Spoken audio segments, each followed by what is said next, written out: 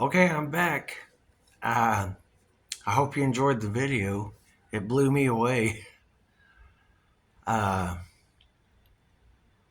let's see, I got caught up in the psychiatric uh, mess, and I think it's all a racket. I'm a clairvoyant, which means I've predicted things to happen and had dreams that came true like 20 or you know 30 years after I had the dream. And I I took LSD. You know, I'm not ashamed to say, and it was amazing. You meet God, and you keep a connection to that. It clears your mind and opens up the pineal gland, which fluoride kills on purpose because they don't want people to be enlightened. And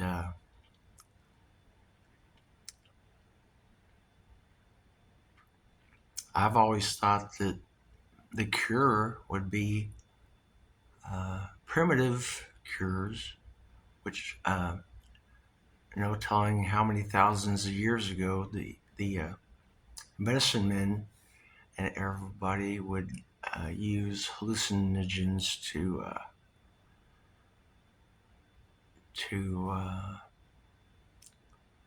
open their mind and expand their mind in beautiful ways.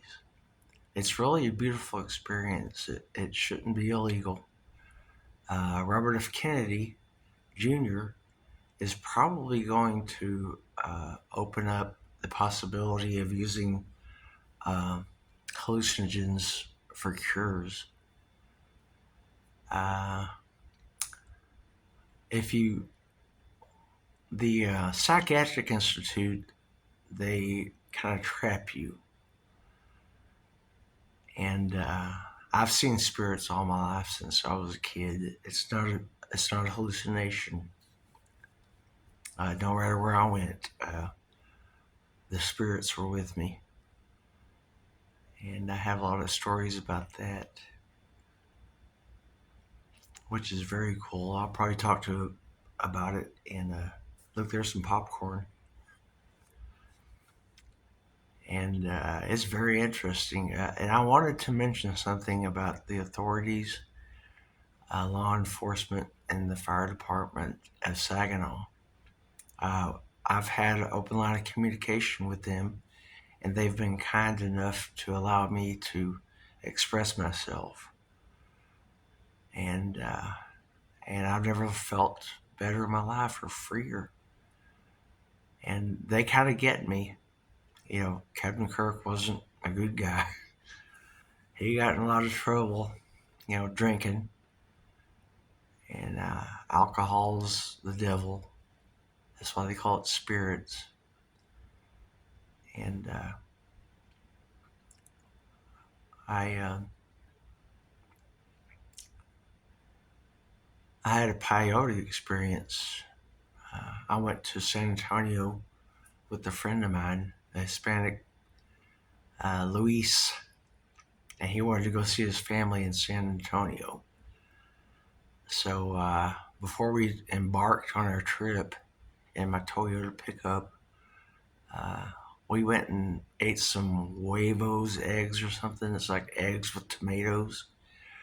And we were drinking Schlitz beer all the way to San Antonio.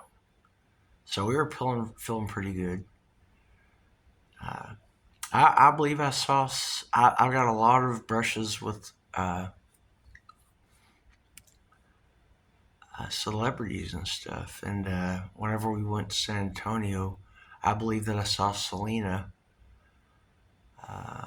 playing. I mean, the whole area was packed, but I could see the stage. I believe that I saw Selena. That was pretty cool. So we went to Luis's family's house, and the TV was speaking Spanish, and they were speaking Spanish, and we asked them if they were able to get a hold of some peyote so we could take a trip and see what that's all about. So they said, we don't have any peyote, but we have a joint. So I was kind of bummed out because I was looking forward to the peyote experience. And we smoked the joint together. And then things started getting weird. They put some peyote in that joint. So what happens whenever you take peyote is the first thing is you get sick to your stomach and you regurgitate, you puke. I think a lot of hallucinogens are like that. But after you get done purging all that, you start to trip. And I'd like to tell you about my peyote experience. So I went back to the motel and laid in bed in complete darkness. And Luis took advantage of that, and he jumped in my truck and went who knows where. Okay, so I was in a dark room. I was laying in a comfy bed, staring at the ceiling at pitch dark. And then the trip began. And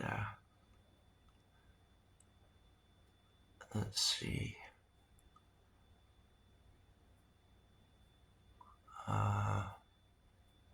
What happened was, first of all,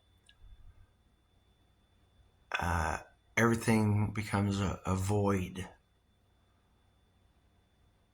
The walls weren't there anymore because I was forever in the void. And then I saw like protoplasm and a tight wire across it. It was glowing like lava, and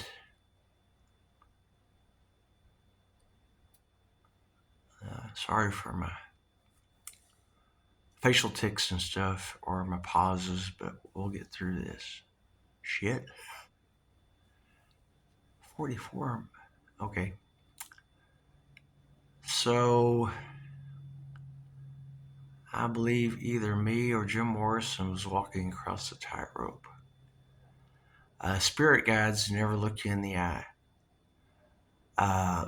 Jim Morrison faked his death. He's Rush Limbaugh. And Rush Limbaugh faked his death as well. So I do believe that the Doors may be getting together soon. So I was walking across the tightrope, and I started seeing the phoenix. And it was like sand. And every time a phoenix would appear, it would be a different phoenix. And then the sand would fall away and then come back into another phoenix. And I was tripping on that, man. That is a gorgeous time. It's we need it.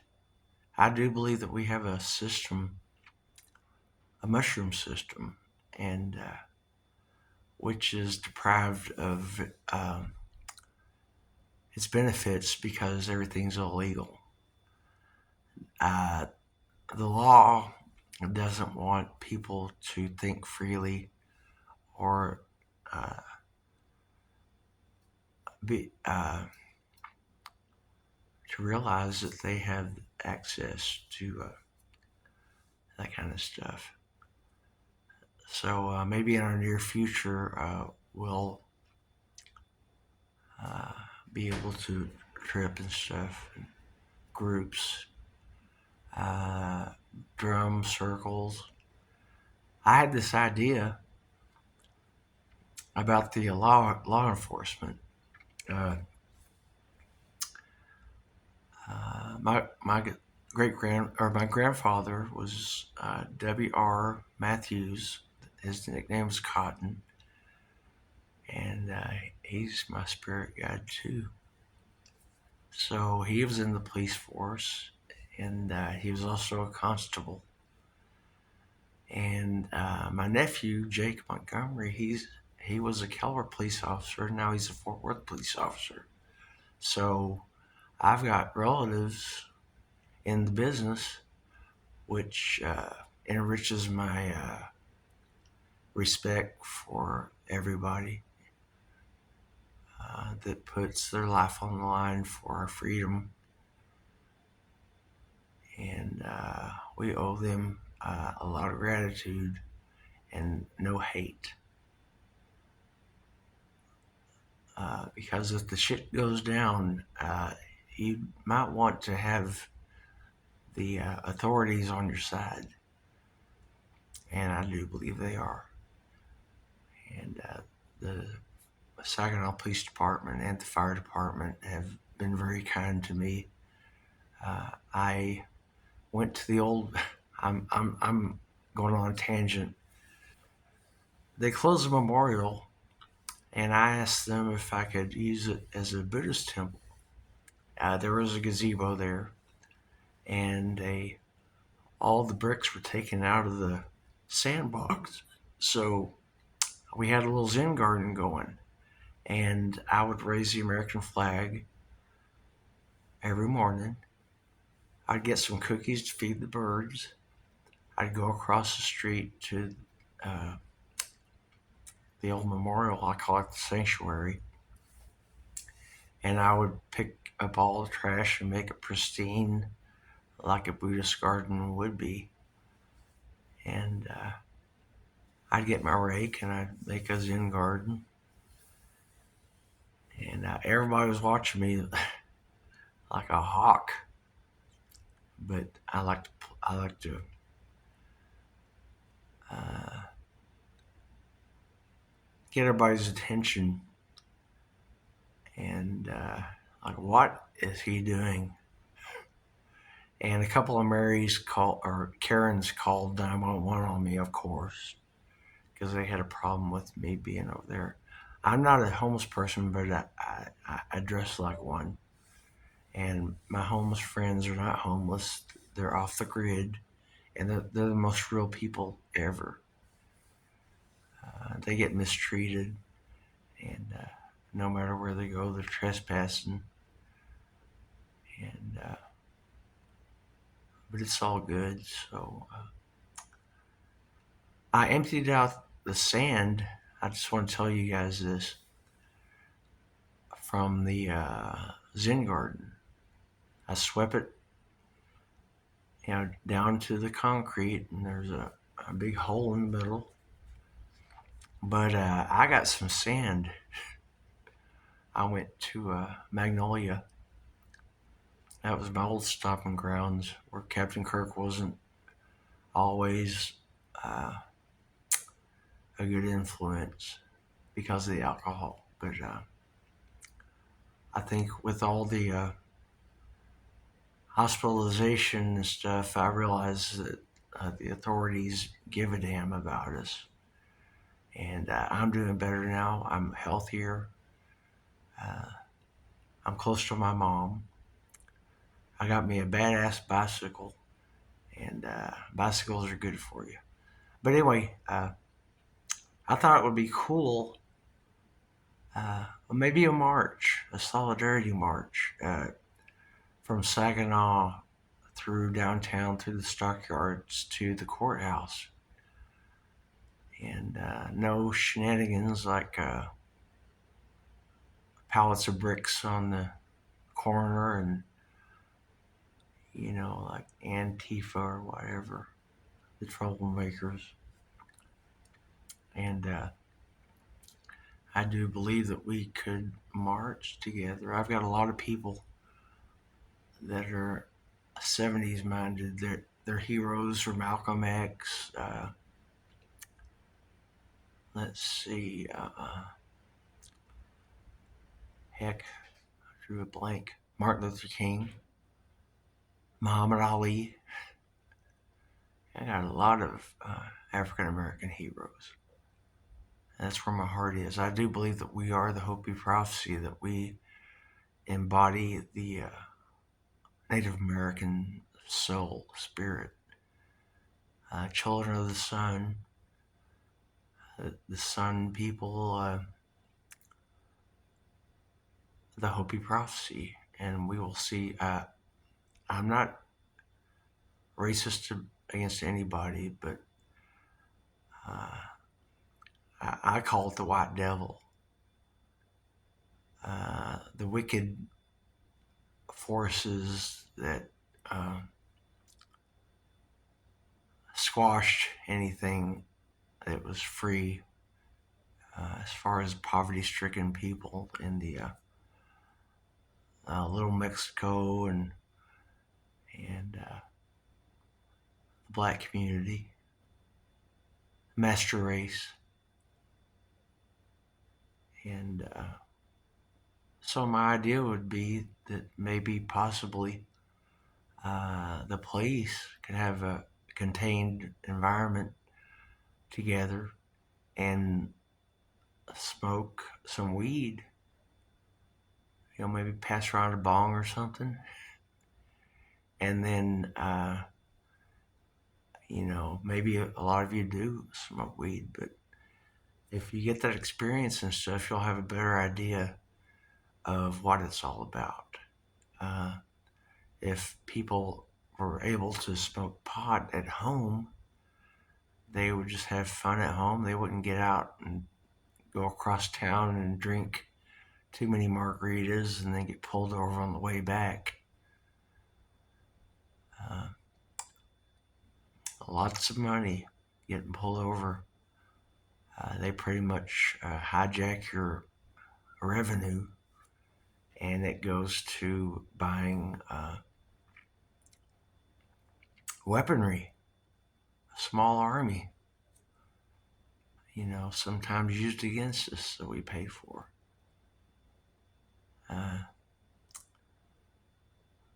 If they wanted to take another step, actually, the video I'm going to show you next is a simulation of taking shrooms, psilocybin, and it's the real deal. I mean, you will feel it. So you can take a trip without actually taking a trip.